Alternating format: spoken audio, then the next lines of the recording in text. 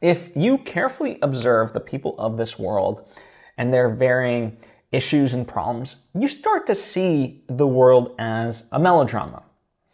And the question to really ask yourself is, if the world is a melodrama, what am I adding to that melodrama? Now, the answer itself can, come in a variety of forms, right? Like there's an infinite number of answers we can kind of give to that. However, boiled down, you can categorize all those answers into one: your suffering. Which is why the goal of any spiritual journey, or specifically enlightenment, is to rid yourself of that suffering. And I think that's a very tangible and simple idea of what enlightenment is: to not add your suffering to the world. Okay? And, the way really that I have come to understand it to eliminate yourself of any suffering is to return to a natural state that you were born with. This wonderful book called A Course in Miracles highlights that your salvation lies in your innocence. Not ignorance, but innocence as in free of our suffering, okay? And that's a wonderful notion to me. Now, how is this melodrama evidenced in the world? Well, we all ooze suffering. Just look around you. Everyone, we suffer so much, and the biggest aspect of it is these are all man-made issues, right? Like finances and daylight savings time and, time schedules and deadlines and this, like it's all arbitrary crap that we've created, and we just suffer so much because of it. It's wild. And even with the best of intentions for people who still want to help, there's this inherent suffering that sort of can radiate. So take, for example, someone that is working with children. How effective can they be if they haven't worked through their biases and their triggers? They're inevitably going to pass that on to the child, whether they know it or not, right? When we talk about grooming, if you are oozing your own suffering, if I am oozing my own suffering into the world, then, in a sense, that's a form of grooming, you could argue. Recently I saw Sofia Coppola's Priscilla, and it was a fascinating look at Elvis through a different lens. We've gotten the one where he's a genius and he's a tragic character. And here you got glimpses of him where you saw that side of it and you saw him suffering. But because of that, it affected others horribly. Specifically, in this instance, his wife, Priscilla. Right? And she could see the good moments within him, and she could see the goodness within him trying to fight through.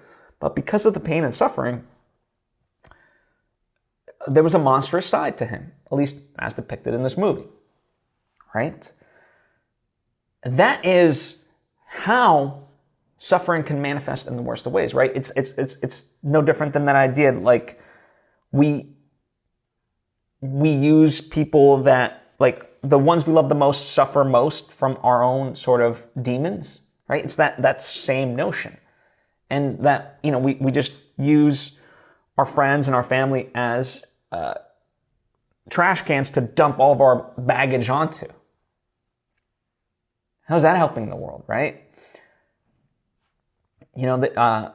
Speaking of another piece of work, artistic work, there's a wonderful quote from Avatar: The Last Airbender, and it's spoken by a sea turtle that is impacting wisdom onto the main character. And the quote goes, "The true mind can weather all lies and illusions without being lost. The true heart can touch the poison of hatred without being harmed. Since beginning less time, darkness thrives in the void, but always yields to purifying light. And then later on, it said, in the era before the Avatar, we bent not the elements, but the energy within ourselves. To bend another's energy, your own spirit must be unbendable, or you will be corrupted and destroyed. And I think a lot about that quote because oftentimes I'm affected and destroyed by others, and I know that I'm also responsible for that, right? By letting it affect me, and more so that, this isn't, sort of do as I say sort of thing. Like, very much, I also exude suffering into the world, right? And so, when we really think about that is how to sort of, when we're affected by these things, it's because they trigger within us something. They trigger a reaction. And so the real goal of it is to understand, well, why is it triggering to me? What have I left within me that is unhealed that is causing that, right? We have to examine that. That is the healing process, whether with therapy or your own, spiritual journey, whatever it may be. But that is the ultimate goal, is to heal those aspects of you so you no longer exude that suffering out into the world. Interestingly, on a recent episode of Pulling the Thread with Elise Lunan, guest Jade Luna spoke about facing his own darkness. He talked about, I'll read a quote, "If your altar is just reflecting white light, well, expect to experience the dark in the world. So if you deal with your darkness in your spiritual life, well, then you get light in the world. Since I've been an Agora, which is a type of worshiper of Kali, my altar is so dark in my house that I live in right now that I don't even show it online. People would stop calling me. And there's a reason though, but it's a very conscious reason. I am dealing with my darkness in my spiritual life, so I don't have to have so much reflected here in the world." And that's a lot to think about, right? I think it's certainly, when we think of an altar or a shrine, we think of this very magical, sacred space, and that still applies to what he's talking about, except we would like it to think, rainbows and butterflies, sort of an aspect of it, versus, really confronting our own darkness. And his point being that if he can consciously, focus on the darkness of himself and the world, then he won't have to exude it in the world, because he's consciously, he's facing it, right? He's not avoiding it. He's confronting it, and he's confronting it within himself. So that way, it doesn't inadvertently, to the best of his abilities, seep out into the world as he walks about day to day.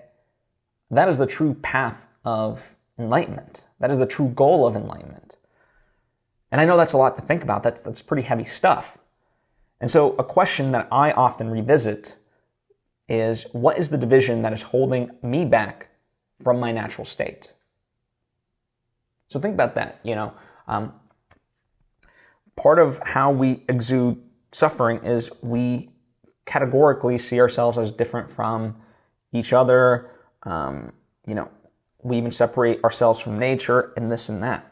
We start to otherize, and we've gotten infinitely creative at creating these divisions.